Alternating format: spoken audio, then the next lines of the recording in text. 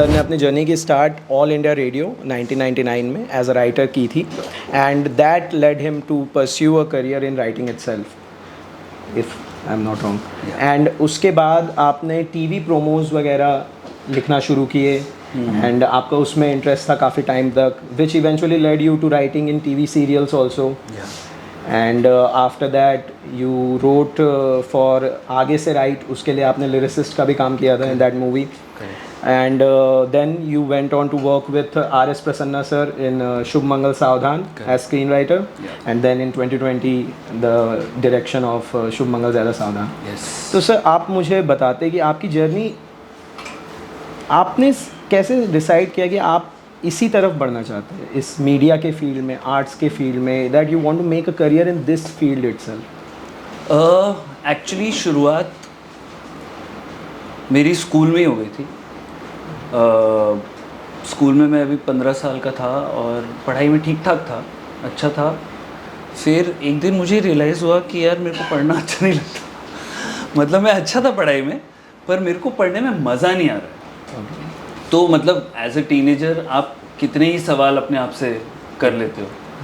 बहुत ही सिंपल सा इंसिडेंट हुआ था मेरे साथ कि एक यूनिट टेस्ट हुआ था और मेरे अच्छे मार्क्स आए थे लेकिन कोई मेरी क्लास में मुझसे आके नहीं पूछा था कि कितने मार्क्स आए। ओके। क्योंकि उनको, मैं टॉपर नहीं था ना, मैं फेल होता था, मैं अच्छा था पर बहुत अच्छा नहीं था। पर इसीलिए मेरे से कोई आके नहीं पूछ रहा था कि हितेश तेरे कितने आए फिज़िक्स में। तो मुझे वहाँ से ये सवाल कि मेरे पास कोई क्यों नहीं आ रहा पूछने, मेरे तो अच्छे मार्क्स आए हैं। तो मुझे वहाँ से ये सवाल थोड़ा इरिटेट करने लग गया, परेशान करने लग गया कि मैं किस चीज़ में अच्छा हूँ और किस चीज़ में मैं बहुत अच्छा हूँ। ओके। और वहाँ से मेरा ये क्वेश्चन अपने आप से शुरू हुआ कि कौन सी चीज़ मुझे सबसे अच्छी लगती है करनी। पढ़ाई में तो मैं डांट खा के पढ़ लूँगा, नंबर आ जाएंगे, मैं इंजीनियर भी बन जाऊँगा, पर क्या वो मुझे बहुत अच्छा लगता है? क्या मुझे मज़ा आ रहा है उस चीज़ में? तो वो 15 साल की उम्र में जो सवाल शुरू हुआ था, तो मैंने काफ़ी पढ़ना शुरू किया कि क्या क्या चीज़ें होती हैं ज़िंदगी में करने के लिए, ऑप्शंस क्या क्या है। हाँ। और उस वक्त मैं उसी वक्त मैंने स्कूल प्लेज करना शुरू किया था और मुझे ये रियलाइज़ हुआ कि मैं खेलता भी था, मैं क्रिकेट टीम में भी था, मैं पढ़ाई भी ठीक ठाक कर लेता था, मैं प्लेज वगैरह में भी पार्ट ले लेता था। तो पार्टिसिपेशन के मामले में मैं हर जगह था, एक्टिव था। पर सबसे अच्छा और सबसे मज़ा मुझे प्लेज करने में आता था। ओके। स्कूल प्लेज में जाके अपना मतलब एक्टिंग करना, या कहीं पे कोई मोनो एक्ट हो रहा है, स्कूल पार्टिसिपेट कर रहा है तो स्कूल टीम में मैं भी हूँ, मेरा नाम जाता था कि नहीं हितेश चला जाएगा, वो कर लेगा। तो इंटर स्कूल कॉम्पिटिशन्स और ये सब वो सब। फिर बीच बीच में मैं पोइट्री भी लिख देता था अपने ही प्ले के अंदर, या कुछ अगर मोनो एक्ट होता था या कोई एक्ट होता था तो मैं वो भी कर लेता था। और अगर बच्चे होते थे जैसे 4th 5th क्लास के बच्चे, उनको एक प्ले करना है तो मेरी ड्रामेटिक्स टीचर बोलती थी हितेश तू कर ले। तो मैं फिज़िक्स केमिस्ट्री की क्लास बंक करके उनको सिखा रहा होता था कि कैसे करना है, क्या करना है। और मुझे बुरा नहीं लगता था कि मैंने फिज़िक्स की क्लास आप जेन्युइनली लाइक कर रहे थे। हाँ, मतलब I used to enjoy that environment. तो वो करते करते by the time I reach class 12th, मतलब 17-18 साल का हो रहा था मैं, तब तक मेरे दिमाग में ये फिट हो गया था कि मुझे क्रिएटिव फील्ड में कुछ करना है, because that's what I like. मुझे ये नहीं पता था क्रिएटिव फील्ड में क्या करना है। क्योंकि वो जब मैं निकला स्कूल से तो मुझे ये पता चला कि क्रिएटिव फील्ड अपने आप में बहुत बड़ी फील्ड है। आप क्या करना चाहते हो, आप एक्टर बनना चाहते हो, आप लिखना चाहते हो, आप अगर डायरेक्ट भी करना चाहते हो तो आप एड फिल्म्स डायरेक्ट करना चाहते हो, म्यूज़िक वीडियो डायरेक्ट करना चाहते हो, फिल्म्स डायरेक्ट करना चाहते हो, या नाटक करना चाहते हो। तो वो क्लास 12th के बाद, हालांकि मैंने साइंस ली थी, पर मैंने डिसाइड किया कि मुझे इंजीनियरिंग नहीं करनी। घर में सब एक्सपेक्ट कर रहे थे मेरे से कि मैं जाके इंजीनियरिंग एंट्रेंस एग्ज़ाम वगैरह दूंगा। तो मैं एंट्रेंस एग्ज़ाम के लिए निकलता था पर वहाँ जाता नहीं था, घूम फिर के खा पी के वापस घर आ जाता था और बोल देता था कि बहुत अच्छा हुआ, बहुत अच्छा हुआ, क्योंकि मेरे दिमाग में वो बात बैठ गई थी कि मुझे इंजीनियरिंग नहीं करनी है। तो ये घर वालों को नहीं पता था। आपने मतलब डिस्कस नहीं किया? नहीं, क्योंकि मैं अभी भी अपने आप से सवाल ही पूछ रहा था कि एग्जैक्टली करना क्या है। ओके आप पहले श्योर हो जाओगे फिर हाँ, कोई पूछेगा कि करना क्या चाहते हो। घर वालों को सबसे बड़ी बात यही होती है ना कि भाई कमाएगा क्या, खाएगा कैसे, जिंदगी कैसे गुजारेगा, नौकरी करनी है कि क्या है। और उनके दिमाग में ये सेट था कि ये तो साइंस लिए तो इंजीनियरिंग करेगा, क्योंकि मेरे सारे दोस्त इंजीनियर ही बन रहे थे। तो फिर एक दिन मैंने आके फिर एक दिन डिसाइड हुआ, मेरे पेरेंट्स ने, मेरे डैड ने बोला कि अमरावती में कोई कॉलेज है वहाँ पे तुम्हारी पैसे देके, तुम्हारा तो किसी में नहीं हुआ। अब उनको नहीं पता, हाँ उनको नहीं पता था कि मैंने एग्ज़ाम ही नहीं दिया तो मेरा होगा कैसे सिलेक्शन, पर मैंने तब भी नहीं बताया एक्चुअली।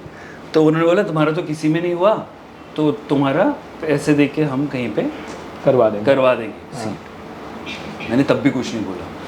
मेरी अगले दिन निकलने की, मतलब ट्रेन की टिकट आ गई थी, और तब तक मुझे ऐसा लगता है कि मेरे डैड को, मेरे पापा को पता चल गया था कि इसका मन नहीं है पढ़ाई वढ़ाई करने का।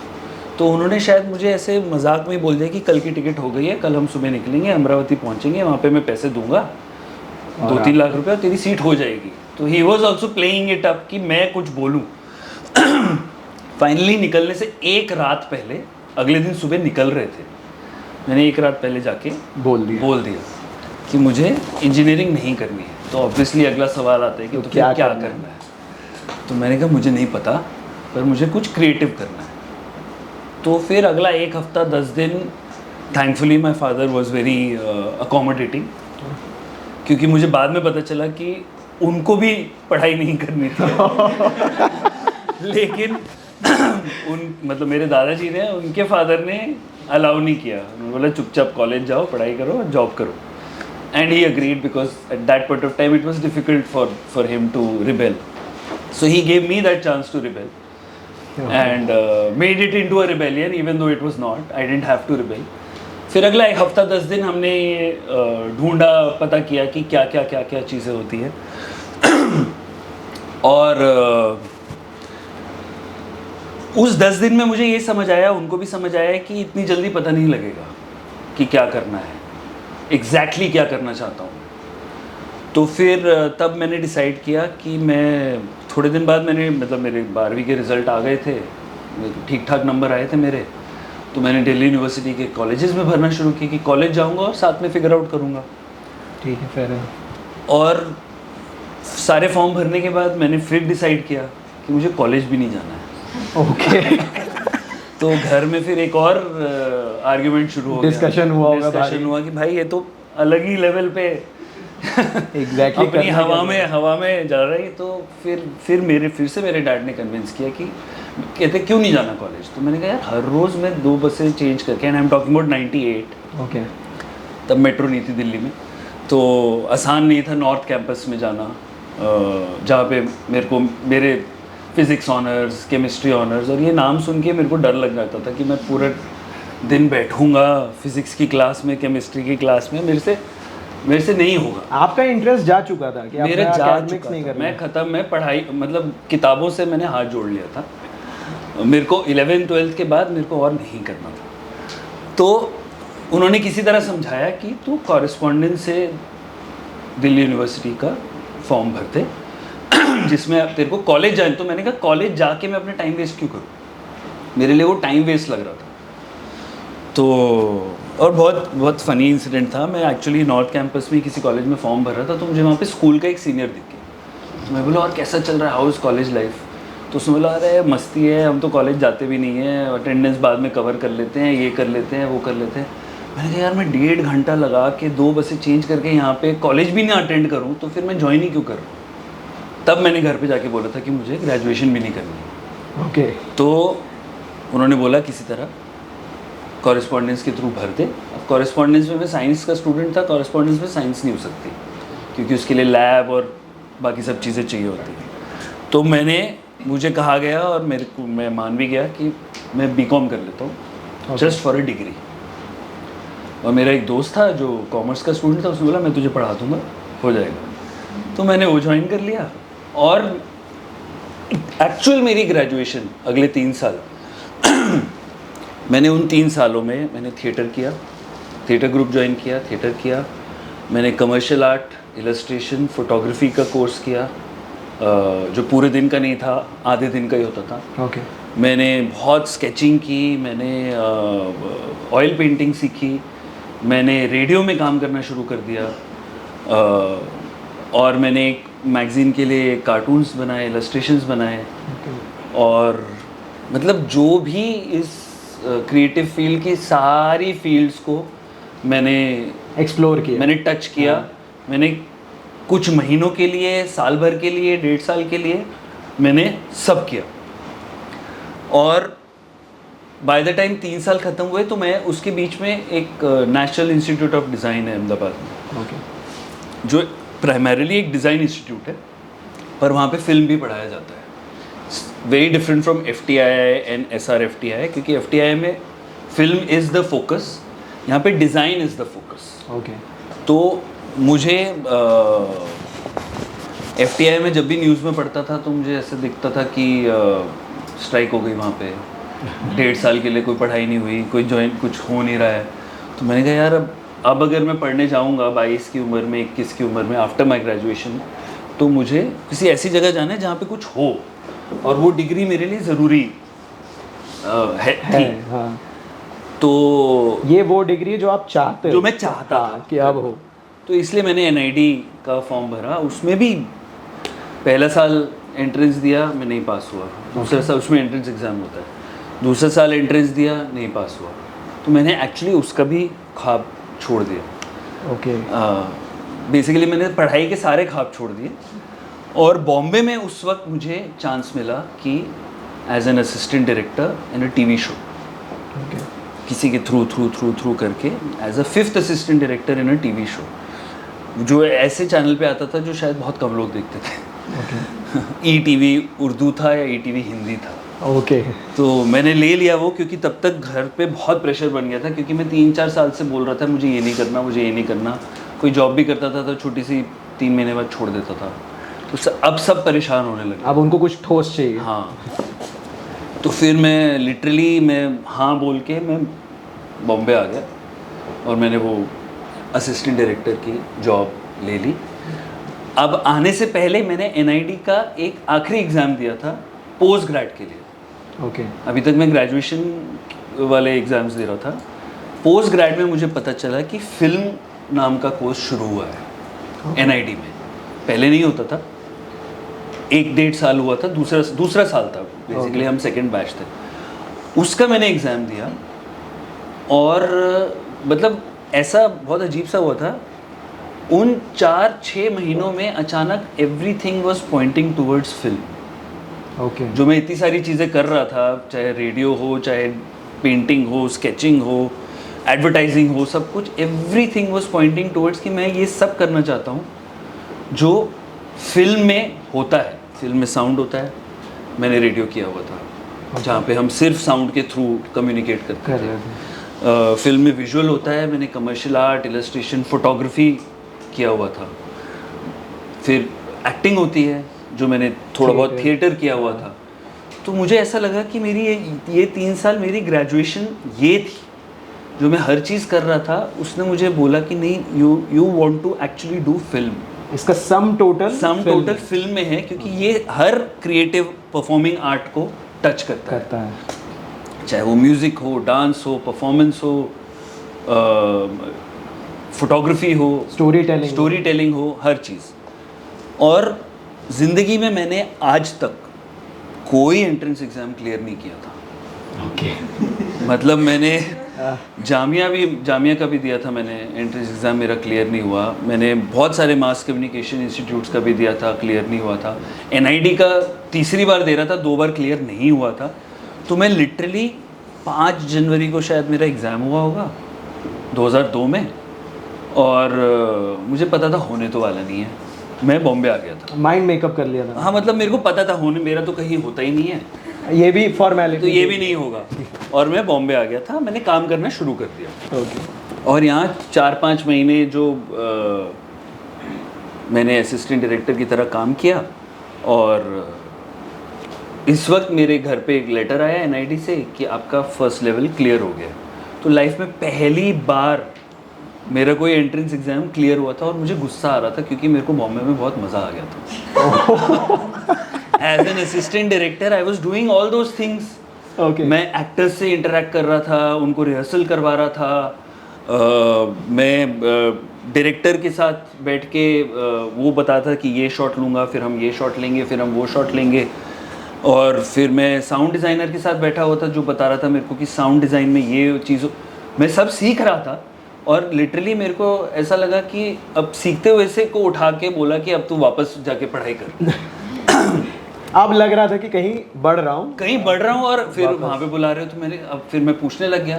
सो थैंकफुली बहुत सारे नामी एक्टर्स थे उस शो में, डायरेक्टर भी FTI के थे, साउंड डिज़ाइनर भी FTI के थे, तो मुझे काफ़ी अच्छे पॉइंट ऑफ व्यू मिला। और सब ने बोला देख भाई ये तेरा आखिरी चांस है एक डिग्री लेने का, एक प्रोफेशनल ट्रेनिंग लेने का, तो कुछ वेस्ट नहीं जाता है, तू जा, ये काम तो तू वापस आके भी कर सकता है।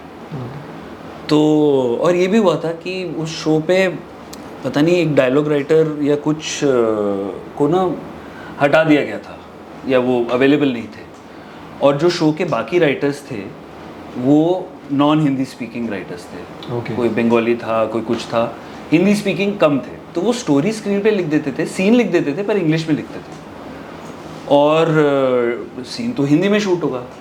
तो उन्होंने ऐसे ही मुझसे पूछा अरे तू दिल्ली से है ना? मैंने बोला हाँ। बोले तेरी तो हिंदी अच्छी होगी। मैंने कहा हाँ मेरी हिंदी अच्छी है। बोले तू अब तेरा ये काम है, हर रोज़ सुबह आके ये 5 सीन आज शूट होने जैसे वो आएंगे और ये 5 को तुझे हिंदी में ट्रांसलेट करना है।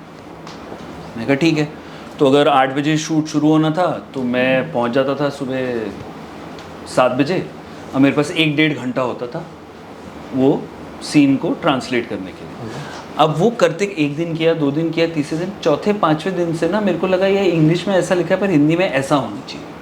मैं अपनी लाइंस ऐड करना शुरू कर दिया, चेंजेस करना शुरू कर दिया।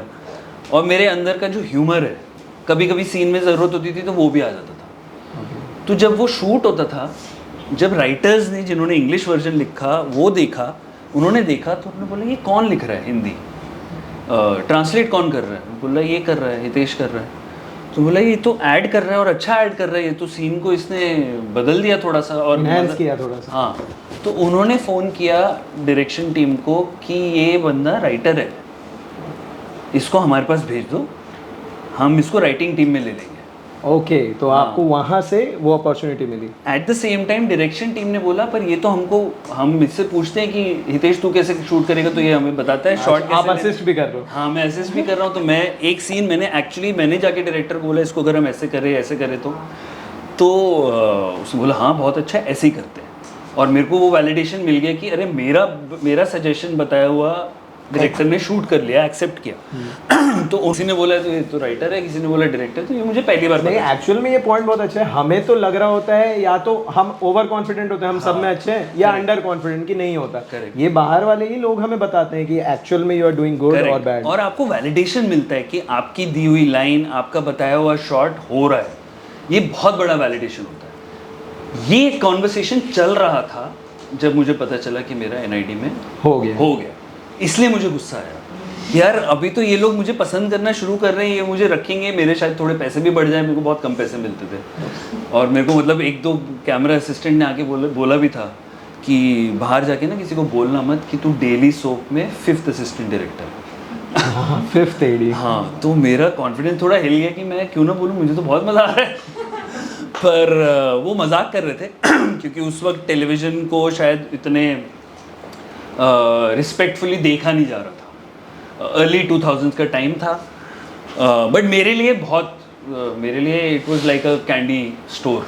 उस समय तो मेरे ख्याल से प्राइम डेली सोप था, वो प्रॉपर सीरियल चलते थे उस समय तो। हाँ चलते थे, पर क्या होता है ना कि जो चीज़ बिकने लग जाती है ना, जो चीज़ लोगों को पसंद आम जनता को जो पसंद आने लग जाती है, उससे कहीं ना कहीं जो I don't want to use this word, intellectual जो एक क्राउड होता है, उसको थोड़ा वो हो जाता है।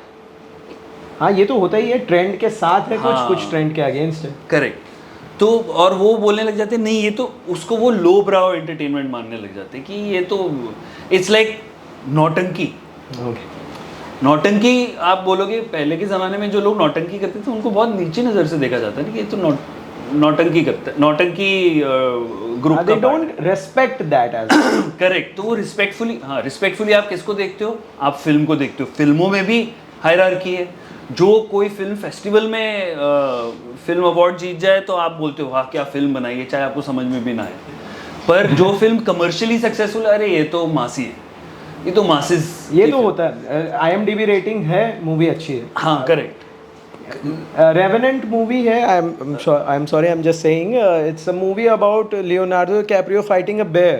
I watched the entire movie. I'm honestly telling you, मुझे नहीं मज़ा आया मूवी देख के। And it's an award winning movie. IMDb पे उसकी रेटिंग भी बहुत ज़्यादा है। करेक्ट। तो इसमें सबका ना अलग अलग एक हायरार्की। अगर आप फिल्म में काम करते हो तो आप कोई बहुत बड़े इंसान हो, आप टीवी में काम करते हो तो नहीं, आपसे हम बात नहीं करेंगे, हम तो फिल्म वाले हैं। हाँ, तो इसके बारे में भी मैं आऊँगा क्योंकि ये भी बहुत हुआ। बट मुझे मज़ा आ रहा था और मैं NID चला गया, पर वहाँ जाके मुझे और मज़ा आया क्योंकि वहाँ पे मैंने फिल्में देखी, European cinema, American cinema, Japanese cinema, Indian cinema, India का रीजनल सिनेमा, हर कुछ देखने का मौका मिला। बहुत कुछ पढ़ने का मौका मिला, लाइब्रेरीज़ में डिस्कशंस में पार्ट लिया। और वो 2-2.5 साल मेरे मतलब, और पहली अपनी शॉर्ट फिल्म खुद लिखी हुई, खुद डायरेक्ट की हुई, बनाई। ओके। और उसके बाद फिर मैं बॉम्बे आया। अब NID से जो भी आता है वो एडवर्टाइजिंग में जाता है। सो आप NID अहमदाबाद में? हाँ करेक्ट। वहाँ 2.5 साल करने के बाद बॉम्बे आया। वहाँ पे सब लोग जो NID अहमदाबाद से, बिकॉज डिज़ाइन का इतना इनपुट रहता है कि सब एडवर्टाइजिंग में जाते हैं। ओके। फिल्म में बहुत कम लोग बनाते हैं। तो मैंने एडवर्टाइजिंग ज्वाइन किया। अब वहाँ पे क्योंकि मेरा कोई इनपुट नहीं होता था, मतलब as an assistant director join किया था, तो डायरेक्टर जो बोलता था शॉट, वो उसके लिए तैयारी करनी होती थी। कभी क्राउड कंट्रोल, कभी कुछ क्रिएटिव मेरा दिमाग चल नहीं रहा था। ओके। सो मैं थोड़ा बोर होने लग गया। और अब तक मुझे समझ आ गया था कि मैं बहुत जल्दी बोर हो जाता हूँ। 3-3 महीने, 4-4 महीने में मैं इतने जॉब छोड़ चुका था, इतनी चीज़ें को ना कर चुका था। आपने डोमेन भी उतने सारे चेंज किए? हाँ, और मुझे तब समझ आया कि अभी भी डिसाइड नहीं हुआ है कि मैं क्या करना चाहता हूँ ओके लाइफ में। तो मैंने एडवर्टाइजिंग छोड़ दिया बेसिकली, और मैं फिर से फ्रीलांसर बन गया। और फिर से वही सवाल आया कि अगर ये नहीं तो फिर क्या? ओके। तो फिर मैंने बोला नहीं, मुझे लिखना है और मुझे फिल्म करनी है, मुझे फिल्म बनानी है। ओके। तो फिर उसके बाद जो काम मिला मुझे एज अ फ्रीलांस राइटर, जो प्रोमोज लिखने का था, वो मैंने शुरू कर दिया। उससे थोड़ा मेरा घर चलने लग गया, रेवेन्यू आने लग गया। हाँ। तो मुझे पता चला कि नहीं, what I am writing is being liked by people. Okay. और मेरी प्रैक्टिस होने लग गई, और वो करते करते मेरे को अपना पहला टेलीविज़न शो मिलने लग गया।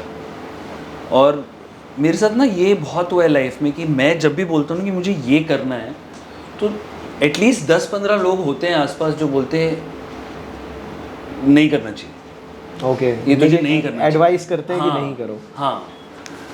तो वो हमेशा मेरे साथ हुआ है। जब मुझे इंजीनियरिंग नहीं करनी थी तो भी लोग थे, जब मुझे एडवर्टाइजिंग नहीं करनी थी तब भी वो लोग थे।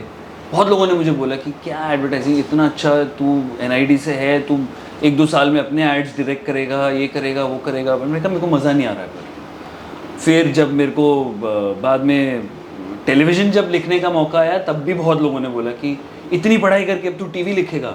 तो सेम एटीट्यूड हो टीवी वाला कि टीवी में क्या है। पर मेरे लिए बहुत ज़रूरी था वो टीवी का लिखना। आपके लिए एक्सपीरियंस और लर्निंग कर्व है। एक्सपीरियंस, लर्निंग, और सबसे बड़ी बात है टीवी आपको घर चलाने के पैसे देता है, इनकम। हाँ डेफिनेटली। बॉम्बे में बिना इनकम के आप नहीं रह सकते हो, कभी भी नहीं रह सकते थे। बहुत difficult. Bombay has always been expensive. I am pretty sure maximum लोग आउटसाइडर्स होंगे तो हम ये रिलेट कर सकते हैं। हाँ, correct, तो हर क्योंकि महीने का रेंट का एक बार के लिए सोचना पड़ता है। तो इसका बहुत फ़नी इंसिडेंट है, मैं बताता हूँ। मैं टीवी का 1-2 मतलब लिख चुका था, और मेरे को चैनल में बुलाया जाने लगा नरेट करने के लिए। प्रोड्यूसर के साथ मैं जाता था, तो वहाँ पे एक दिन मैं नरेट कर रहा था। अभी तक पैसों की बात नहीं हुई थी। ओके। मैं कहा एक बार शो अप्रूव हो जाएगा तो मैं पैसे की बात करूँगा। तो मीटिंग बात चल रही थी, कुछ तो प्रोडक्शन की बात हुई, कुछ पैसों की बात हुई, और उन्होंने बोला 7,000 रुपये। तो मैंने कहा यार मेरे को as an assistant director ads में मिलते थे 10-12 हज़ार महीने का। I am talking about 2005-6। Okay. ठीक है, जो उस टाइम के लिए 1 BHK का मैं अगर बताऊं तो 1 BHK का रेंट 10,000 होता था। तो मेरा रेंट निकल जाएगा और 1-2 हज़ार ऊपर के। ठीक है, फिर मैं जब टीवी में लिखने आया तो उन्होंने बोला 7,000। मैंने सुना 7,000, बोला नहीं। 7,000 मैंने कहा चल यार कम है 7,000 तो, पर कुछ तो है, कुछ जुगाड़ करके कर लेंगे, एक कुछ आए तो सही काम बाहर। तो फिर मैं वहीं बैठा था, आधा घंटा और बात चली और मुझे पता चला 7,000 वो महीने का नहीं बोल रहे, 7,000 वो पर एपिसोड का बोल रहे। Oh nice, that is. और मेरा उसके बाद से मैंने वो सुना ही नहीं मीटिंग में हो क्या रहा है। अब मतलब नहीं है, अब अपने पास पैसे आ रहे हैं। तो मैं पूरा, मेरा दिमाग में कैलकुलेशन, 7 हफ्ते के 5 एपिसोड यानी 35,000 हो गए हफ्ते के, और 4, क्योंकि 4 हफ्ते होते हैं मतलब महीने के 20-22 एपिसोड मुझे लिखने, और हर एपिसोड का 7,000। मैं इमीडिएटली बाहर निकला, घर पे फ़ोन किया और मैंने अपनी मम्मी को बोला आज के बाद ना टेंशन मत लेना लाइफ में कि तू क्या करेगा।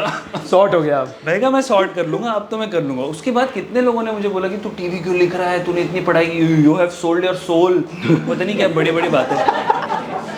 मैंने अक्सर जो लोग कुछ नहीं करते ना वो ऐसे डराते रहते हैं वाकई। मैंने बोला यार सोल बेचने से पहले सोल ढूंढना भी तो पड़ता है, और वो ढूंढने के लिए पेट में खाना जाएगा तभी तो ढूंढ पाएगा। बिल्कुल सही बात है वो। तो मैंने लेफ्ट राइट, वो शो एक्चुअली हुआ नहीं, पर उसी के अगले 3-4 पर मुझे ये समझ आ गया कि टेलीविजन पेज, हाँ फाइनेंस उसका क्या है, हाँ page well, and I decided that I want to get into it. क्योंकि मैं फिल्मों में किसी को जानता नहीं था, और मेरे को जो 1-2 ऑफ़र मिले भी थे एज एन असिस्टेंट डायरेक्टर की फिल्म में असिस्ट कर ले, उसमें पैसे बहुत कम थे। ओके। तो मैं ये जानना चाहता हूँ आपकी मुलाकात RS प्रसन्ना सर से कैसे हुई? अभी तो कहानी शुरू हुई है। तो बेसिकली जो मैं बात बता रहा हूँ, मैंने टीवी में डिसाइड किया लिखना, और अगले 4-6 महीने में 1-2 और शोज़ लिखे जो नहीं हुए, फिर फाइनली एक शो हुआ जो अच्छा सेटअप था, प्रोडक्शन हाउस अच्छा था, चैनल अच्छा था, मिले जब हम तुम स्टार 1 पे आता था। वो मेरा पहला शो था, और उसके प्रोड्यूसर बहुत अच्छे थे, उनका भी पहला शो था। So the feeling of working together with people, figuring it out and trying to make something very good, वो एक feeling आ रही थी मुझे, जिसके लिए मुझे पैसा भी मिल रहा था। Okay. तो वो हुआ और शो स्टार्ट हुआ। The show really worked. Everyone loved the dialogues that I had written, जिसका वैलिडेशन मुझे 5-6 साल पहले जब मैं असिस्टेंट डायरेक्टर था तब भी मिला था। हाँ। तो कॉन्फिडेंस भी एक आ गया था, जब लोग अप्रिशिएट करते हैं तो फिर मैं लिखने लग गया। एंड इट वाज उस समय एक बहुत अलग चीज़ हुई थी। मैं मिला था अमित मसूरकर से 2007 में।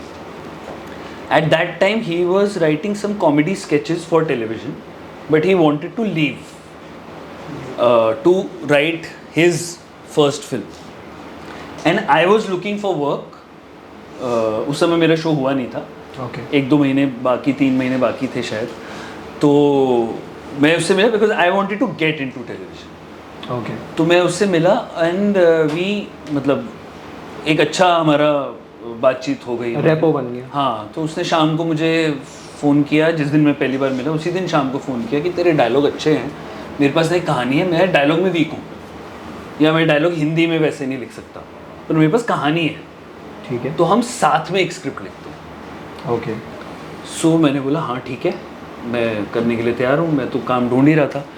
बट उसी टाइम पे मेरा पहला शो हो गया टीवी का। अब मेरे पास चॉइस थी कि मैं टीवी करूँगा कि मैं फ़िल्म करना चाहता हूँ। टीवी मुझे पैसे दे रहा है, फिल्म मुझे पैसे तो बिल्कुल भी नहीं दे रहा, पर मुझे करना वो है, फिल्म भी करना है मुझे कहीं जाके। सो देन आई डिसाइडेड कि मैं दोनों करूँगा। ओके। हाँ सर।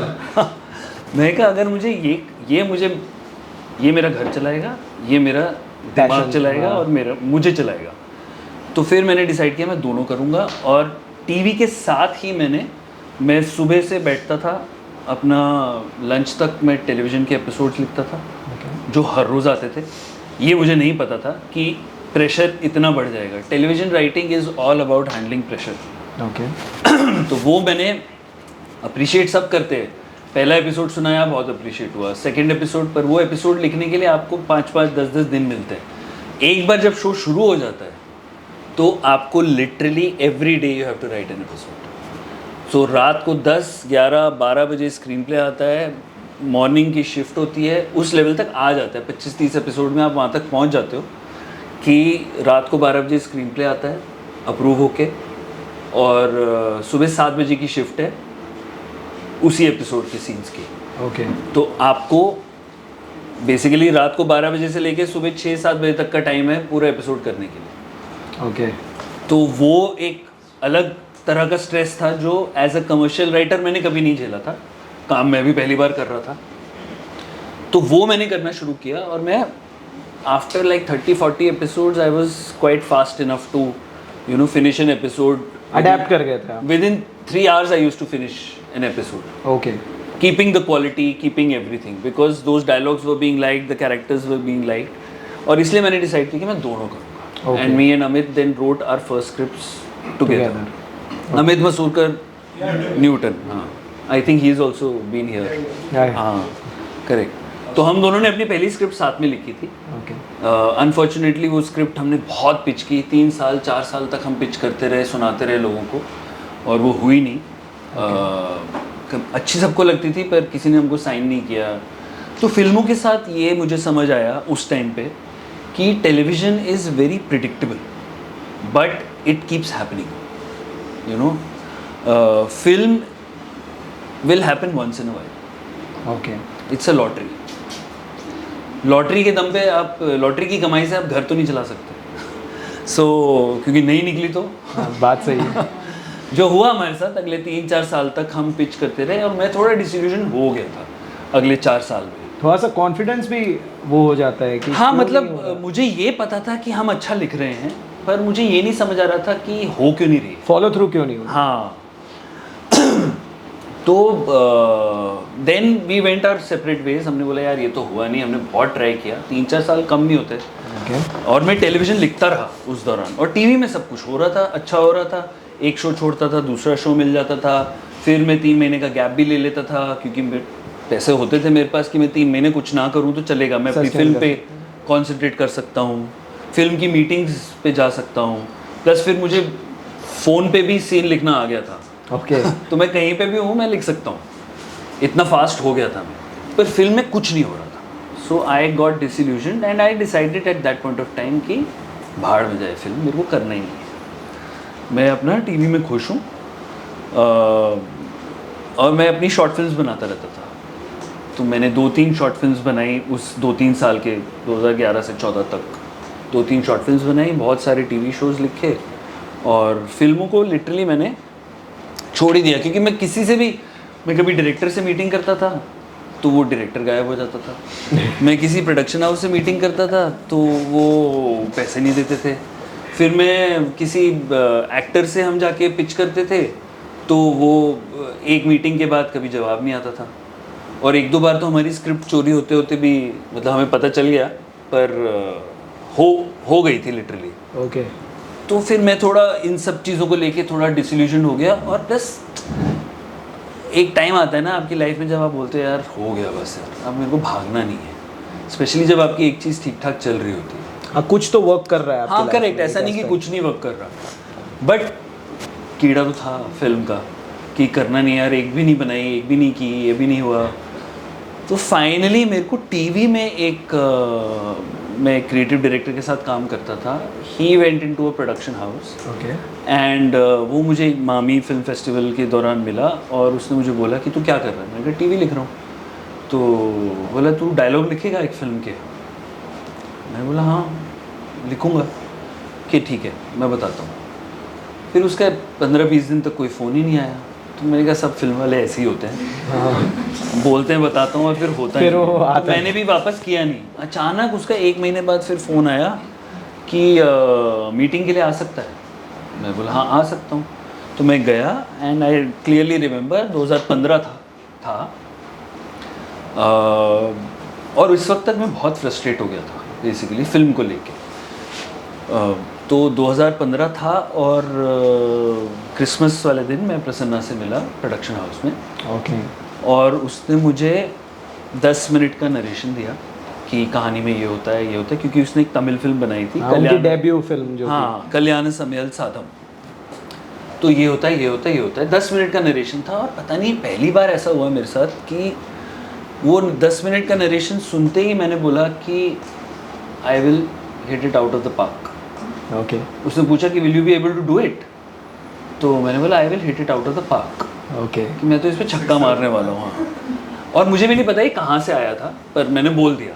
बोला अच्छा, तो कहता अपने सैम्पल्स भेज दे। तो मैंने जितनी भी फिल्म स्क्रिप्ट्स लिखी थी आज तक जो कभी हुई नहीं, आधी में रह गई, वो हो गई, मैंने उसके सबके एक एक सीन भेज दिए। एक थ्रिलर थी, एक कॉमेडी थी, हर जॉनर के। हर जॉनर। मैंने कहा जो तुम्हें देखना है देख लो, मेरे पास बहुत है। ओके। तो उसने सैम्पल पढ़े, उसको अच्छे लगे, उसने बोला ठीक है आ जाओ। पर उस वक्त तक जो मेरा फ्रेंड था क्रिएटिव डायरेक्टर संदीप नायर है उसका नाम, उसने मुझे बोला कि हम 3 राइटर ट्राई कर चुके हैं ओके। कल्याण समयल साधम को अडेप्ट करने के लिए। अगर ये वर्कआउट नहीं हुआ ना तो हम ये फिल्म ड्रॉप कर देंगे। और स्ट्रेंजली मैं डायलॉग के लिए गया था, सिर्फ डायलॉग लिखने के लिए। ओके। स्क्रीन प्ले कोई और लिख रहा था। तो उसने बोला ठीक है, जैसे ही स्क्रीन प्ले होगा मैं बताऊंगा तेरे को। फिर मैं अगले 3 महीने मैंने वेट किया। ये बोलने के बाद दिसंबर के बाद मार्च तक मैंने वेट किया है, मेरे को फ़ोन ही नहीं आया। ओके। एक बार भी। तो मैंने फिर फाइनली फ़ोन करके पूछा कि मैंने कहा क्या हुआ, हो रहा है कि नहीं हो रहा। कहता यार शायद हम शेल्व कर दें पिक्चर। ओके। क्योंकि हम 3-4 राइटर ट्राई कर चुके हैं और किसी से हो नहीं रहा है। तो मेरे को थोड़ा गुस्सा आया फिर से कि एक मौका मिल रहा था, प्रोडक्शन हाउस भी अच्छा है, फिल्म भी अच्छी है और मुझे भी ऐसा लग रहा है कि मैं बहुत अच्छा लिखूंगा। तो मैंने बोला यार जो स्क्रीन प्ले रिजेक्ट हो रहा है ना मुझको भेज।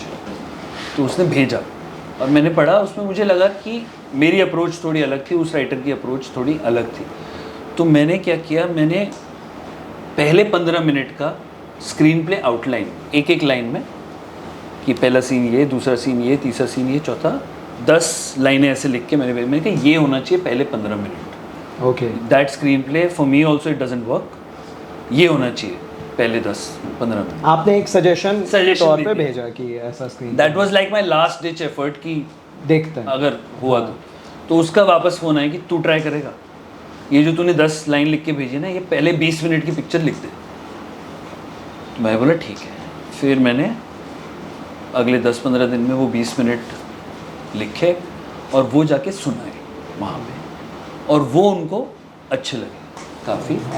And after some conversations with Himanshu, scenes को थोड़ा और तराशा हमने, and then finally Anand sir को सुनाया पहले 20 मिनट और मुझे बोला okay you are Anand L Rai. Okay. तो उनको सुनाया and he said that okay you are signed for this film. तो दिस हैपेंड इन 2016 फाइनली। Okay. And 2017 the film came. हाँ 16 में ही फिर मैंने अगले 3-4 महीने। हाँ एक बहुत इम्पोर्टेंट बात जो मैंने करी, जो पिछले 3 राइटर्स ने नहीं की थी, उन सब ने ओरिजिनल देख के एग्जैक्टली वैसे ही अच्छा frame by frame, scene by scene. हाँ कि ये सीन ऐसा है तो हम इसका हिंदी वर्जन लिख देते हैं, ट्रांसलेट कर रहे थे। ओके। सिचुएशन भी जो हो रही थी, मैंने ओरिजिनल फिल्म देखी ही नहीं। ओह। मैंने सिर्फ वो 10 मिनट का जो नरेशन मुझे मिला था, मैंने उसके बेसिस पे एक पूरा नया फिल्म फ्लो लिखा, पूरा नए कैरेक्टर्स लिखे, नई सिचुएशंस लिखी। सिर्फ बिगनिंग मिडिल और एंड जो 3 सीन थे वो वैसे के वैसे ही रखे, ओरिजिनल रखा। So that help me because I was writing literally a new film. Okay. I was not like force to follow someone else's structure and the way, because south का grammar और north का grammar अलग है, comedy अलग है, उनके actors अलग हैं, वहाँ पे फिल्मोग्राफी भी अलग है, न्यूएंसेस अलग है। आप अलग तरह से एक चीज़ साउथ में बोलते हो, नॉर्थ में अलग तरह से बोलते हो। दिल्ली की भाषा मुझे पता है, मैं वहीं पे पला बड़ा हूँ। तो वो एक जो चीज़ मैंने की थी that really work because it look like a new film. Okay, ये चीज़ पहले मिसिंग थी, बाकी हाँ, राइटर्स ने इस correct. तरह मुझे का ऐसा approach लगा। नहीं लिया। ओके, मतलब हो सकता है उनकी अपनी कंपल्शंस रही हो, पर मुझे ऐसा लगा कि मैं बेटर लिख पाऊंगा अगर मैं नए सिरे से लिखूं। ओके, तो वो उसका मुझे फ़ायदा हुआ and that really worked and within the next few months we shot the film.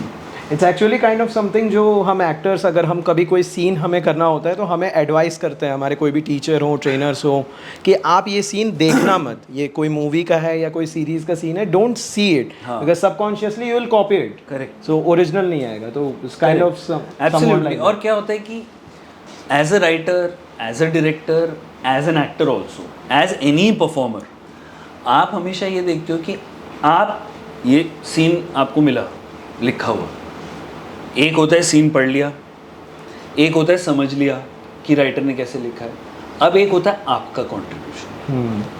Writer ने अपना कंट्रीब्यूशन लिखा है पेपर पे, डायरेक्टर अपना कंट्रीब्यूशन कर रहा है एक शॉट डिसाइड करके कि आप यहाँ से आओगे, ये करोगे, वो करोगे, इस मोमेंट पे आप इसको थप्पड़ मारोगे, फिर चले जाओगे। सिनेमाटोग्राफर अपना कंट्रीब्यूशन दे रहा है कि यार इसको ना मैं 60 के लेंस पे शूट करूँगा, या मैं इसको दूर से शूट करूँगा पर 100 के लेंस पे करूँगा ताकि इसमें ये आ जाए। वैसे ही एक्टर का कंट्रीब्यूशन होता है कि मैं इसमें अपना कंट्रीब्यूशन क्या डालूं। Interpretation of a scene is as important as the text. So ये एक बहुत ज़रूरी चीज़ है जो मैंने लिखते वक्त मैंने भी यही सोचा कि मैं अपना इंटरप्रिटेशन लिखूंगा। ओके, इसी कहानी का, इसी वन लाइनर का। इट्स लाइक घर में दाल बनती है, हर एक के घर में मूंग की दाल बनती है, पर सबके घर की मूंग की दाल का टेस्ट अलग होता है और वहाँ पे आपका कंट्रीब्यूशन है। So I think it is very important for any creative person to think about that. एक अपना टच, अपना ओरिजिनलिटी उसमें ज़रूर है। Correct, I can totally agree. मेरा एक सवाल था आपसे कि आपने डायरेक्शन भी की है, हाँ। आपने राइटिंग भी की है। करेक्ट। पर्सनली आपके हार्ट के ज़्यादा करीब क्या है, डायरेक्शन या राइटिंग? दोनों। ओके, ऐसा पता नहीं, मेरे को लिखते वक्त लिखने का अलग मज़ा होता है।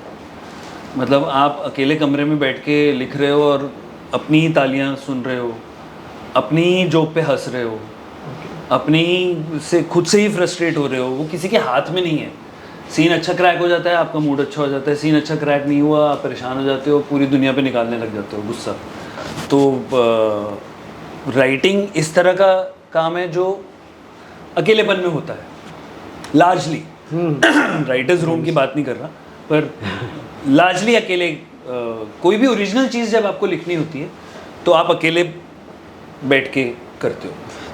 डायरेक्शन इसका कंप्लीटली उल्टा है।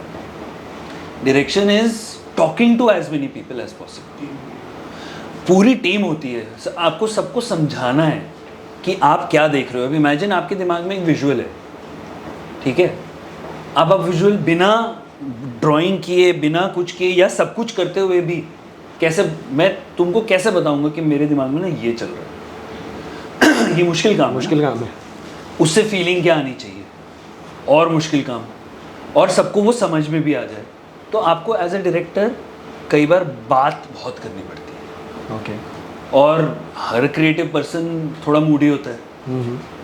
राइटर सबसे ज़्यादा मूडी होता है, डायरेक्टर भी बहुत मूडी होता है, पर उसको 300 और मूड्स को संभालना है।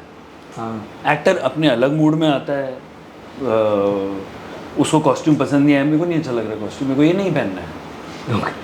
अब आप अपने सीन के बारे में सोच रहे हो और वो बोल रहे हैं मेरे को ये कॉस्ट्यूम नहीं पहनना है। Technical problem. हाँ, इसमें मैं अच्छा नहीं दिख रहा हूँ या नहीं दिख रही हूँ, आपको उसको भी समझना है और समझाना भी है।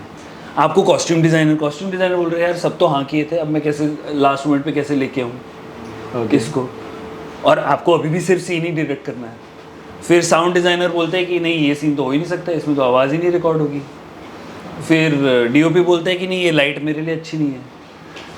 फिर और भी 10,000 चीज़ें होती है। हाँ, तो डायरेक्टर को कैप्टन ऑफ द शिप कहते हैं, तो सारी डिपार्टमेंट्स का वो तो है। कैप्टन ऑफ द शिप जो हमेशा हर रोज डूबी रही होती है। टाइटैनिक है। हाँ, हर रोज it can become a Titanic. और ये डायरेक्टर के हाथ में होता है कि वो टाइटैनिक है कि नहीं है। तो जैसे टाइटैनिक में ही हुआ था डायरेक्टर को चाहे वो शिप डूब भी रही है ना, ये बोलना कि हम कितने खुश हैं, कितना अच्छा हुआ, देखो कितना अच्छा हुआ, बारिश हो गई मेरे सीन में पर कितना अच्छा हुआ। तो कई बार वो नाटक भी करना पड़ता है ताकि सब इसको टाइटैनिक समझ के रोने ना लग जाए। पॉजिटिव माहौल, मोटिवेटेड रहे, बनाना ही पड़ता है, और इसीलिए डायरेक्टर कभी नेगेटिव नहीं हो सकता। ओके। उसको अपनी टीम के साथ हमेशा एक अच्छा बनाए। तो ये बहुत अलग स्किल सेट्स है। Being a writer is I don't want to talk to anyone. Being a director is please talk to me, please listen what I am saying, please understand what I am saying. Writer को फर्क नहीं पड़ता है, writer ने लिख दिया, उसको मजे आ गए, उसने अपने दिमाग में 100 करोड़ की पिक्चर देख ली, तालियां भी ले ली, अवार्ड भी ले लिया, स्पीच भी बोल दी, अकेले कमरे में बैठे बैठे उसको मजे मिल गए। डायरेक्टर को तो दिखाना पड़ेगा ना। मेरा आपसे एक सवाल और था, एज अ डायरेक्टर कभी ऐसा हुआ है कि कोई सीन जो बिल्कुल ही अनप्लैंड था या वो स्क्रिप्टेड नहीं था और आपको बेहद पसंद आया और उसको आपने मूवी में रखा हो? बिल्कुल, बहुत होता है ऐसा। तो व्हेन यू आर डायरेक्टिंग ना, आपको सबसे पहले एक इंसान को चुप कराना होता है, अपने राइटर। और क्योंकि मैं खुद अपना राइटर हूँ तो मेरे लिए वो थोड़ा एक डबल एजेड स्वॉर्ड की तरह हो जाता है। मैंने एक सीन लिखा, मुझे बहुत अच्छा लगा, ठीक है, मैं बहुत मतलब दिल के करीब हो जाता है ना, कोई सीन आप लिखते हो तो मज़ा आ जाता है। स्पेशली इसलिए मैंने आपसे हाँ। पूछा क्योंकि आप राइटिंग भी करते हो हाँ। यूजुअली, नहीं तो सुपरसीड करना आसान है कि डायरेक्टर का कॉल है, करेक्ट। बट ऐसे केस में क्या करूँ? तो वही मैंने बोला, सबसे पहले राइटर को चुप कराओ, उसको बोला बैठ जा, तेरा काम हो गया, अभी तू जा, तूने अपना कंट्रीब्यूशन दे दिया। अब इतने सारे जो लोग बैठे हैं including me as a director, अब मैं अपना कंट्रीब्यूशन दूंगा। और बेसिकली जैसे अभी मैंने बोला, एक्टर्स अपनी चीज़ डालते हैं, राइटर अपनी चीज़ डालता है, तो हर एक एक्टर एक अपनी सोच के साथ आता है ना। तो सबसे पहले तो यही होता है, ये मैं ऐसे करूँ तो, हाँ, ये मैं ऐसे, मैं ये नहीं करना चाहता जो तुम बोल रहे हो, मैं ये करना चाहता हूँ। तो एज अ डायरेक्टर आपको अब चाहिए भी वो जो आपको आपने जैसे सोचा है। हाँ, क्यों? Because you come with the belief that this is going to work हाँ, for the scene, for the film, for everything. Actor अपने दिमाग से आते हैं, वो भी तो क्रिएटिव है, वो बोलते हैं नहीं मैं ऐसे नहीं करूँगा, मैं वैसे करूँगा। तो उस वक्त आपको एक नेगोशिएशन करना पड़ता है। So a director's job is constant negotiation. और अगर मैंने ज़्यादा एक्टर को अपने हिसाब से करने के लिए दे दिया तो मेरा राइटर नाराज़ हो जाएगा, ऐसे थोड़ी लिखी थी मैंने लाइन, ऐसे क्यों बोल रहे, रुक रुक के क्यों बोल रहे हैं एक्टर। और मेरे केस में दोनों मैं ही हूँ, तो मैं अपने अंदर के राइटर के साथ नहीं हो जाएगा, शांत रहे, रिलैक्स कर, इसके ईगो को भी संभालना है, अपने ईगो को भी संभालना है, क्योंकि मैंने तो ऐसे देखा था सीन। पर अगर मैं वहाँ पे कुछ देख रहा हूँ जो मैंने नहीं सोचा और किसी और ने सोचा है और वो सीन को बेहतर कर रहा है, तो मैं इमीडिएटली हाँ कर देता हूँ। ओके। उस वक्त मैं अपने राइटर की भी नहीं सुनता, मैं अपने डायरेक्टर की भी नहीं सुनता, क्योंकि वो एक्टर भी अपना जो दिमाग लगा रहा है मैं उसकी सुनता हूँ।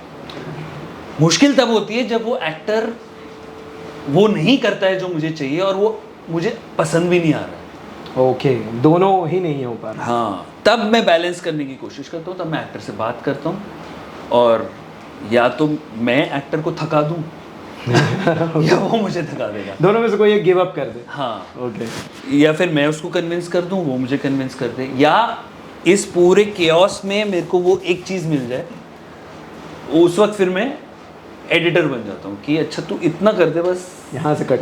यहाँ से मैं कट कर दूँगा। ऐसे भी कहते हैं कि फिल्में तो एडिटिंग टेबल पे ही बनती है। करेक्ट। तो फिल्म मेरे हिसाब से 3 बार बनती है। एक जो राइटर लिखता है उसने अपना काम कर दिया, फिर जो डायरेक्टर देखता है उसने अपना काम कर दिया, फिर जो एडिटर बोलता है कि तुम दोनों हटो मैं बताऊंगा ओके। कि क्या रहेगा क्या नहीं रहेगा। तो 3 बार बनती है। ट्रू, तीनों ही इम्पोर्टेंट एलिमेंट्स हैं किसी भी फिल्म मेकिंग या फिल्म का देखो सबसे फैसिनेटिंग और सबसे फ्रस्ट्रेटिंग पार्ट यही है कि एक जना नहीं कर सकता। हाँ, इम्पॉसिबल। एक जना फिल्म नहीं बना सकता। फिल्म में आपको इसीलिए इतना क्योस होता है ना, फिल्म या कोई भी क्रिएटिव।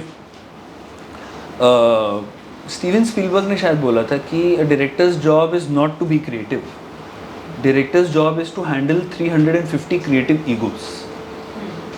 तो जो ये मैनेजमेंट अच्छी तरह कर सकता है वो डायरेक्टर सेफ रहता है, वो मिशन पूरा कर लेगा। वो अब काम कर लेगा। क्योंकि ये मैनेजमेंट सबसे इम्पोर्टेंट है। आई फील मतलब कोई सॉफ्ट व्यक्ति as a director can't, they need to be tough. नहीं, एकदम मैं तो मानता ही नहीं। जो मैनेज कर रहा है ना वो कभी टफ होगा ही नहीं। ओके सक्सेसफुली मैनेज वही कर रहा है जो बिना टफ हुए मैनेज कर रहा है। ओके। और इसका बहुत बड़ा एक तरीका है कि जो हो रहा है ना उसको होने दो। एवरी क्रिएटिव पर्सन ना इज वेरी मूडी। वो सुबह जिस मूड में आए जरूरी नहीं कि 1 घंटे बाद भी उसी मूड में हो। ट्रू। तो अगर आप उसके मूड को मैनेज कर लो, मूड को समझो। अब एक एक्टर बोल रहे कि नहीं मैं तो इसी दरवाजे से आऊँगा और मैं थप्पड़ मारने के बाद दूसरे कैरेक्टर को मैं जाऊँगा ही नहीं, मैं खड़ा रहूँगा। अब वो अड़ गया सपोज, ओके। उसको करने दो, उसको करने दो 1 बार 2 बार। It's like pressure cooker. Pressure cooker में सीटी बजती है ना, स्टीम अंदर कम होती है, तो वो स्टीम निकालनी ज़रूरी होती है। और हर एक एक्टर एक अलग प्राणी होता है, तो हर एक प्राणी को डील, आप जैसे शेर से डील करते हो वैसे खरगोश से तो डील नहीं करोगे। व्यवहार बदलेगा, व्यवहार बदलेगा, तरीका बदलेगा। ऑब्वियसली। शेर को गाजर दिखाओगे उसको कोई फर्क नहीं पड़ेगा, वो तुमको देख रहा है गाजर समझ।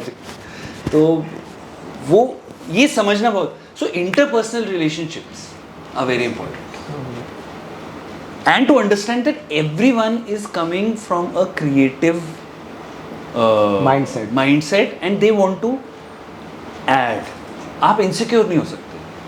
हाँ, आई फील आफ्टर ऑल सबका मिशन तो वही है कि एक अच्छी फिल्म बनाए। एग्जैक्टली सब ये चाहते हैं कि मैं कंट्रीब्यूट करूं, मैं कैसे कंट्रीब्यूट करूं, मैं कैसे, एक्टर का काम होता है मैं कैसे इम्प्रेस करूं कैमरा पे अपने स्किल्स दिखा के।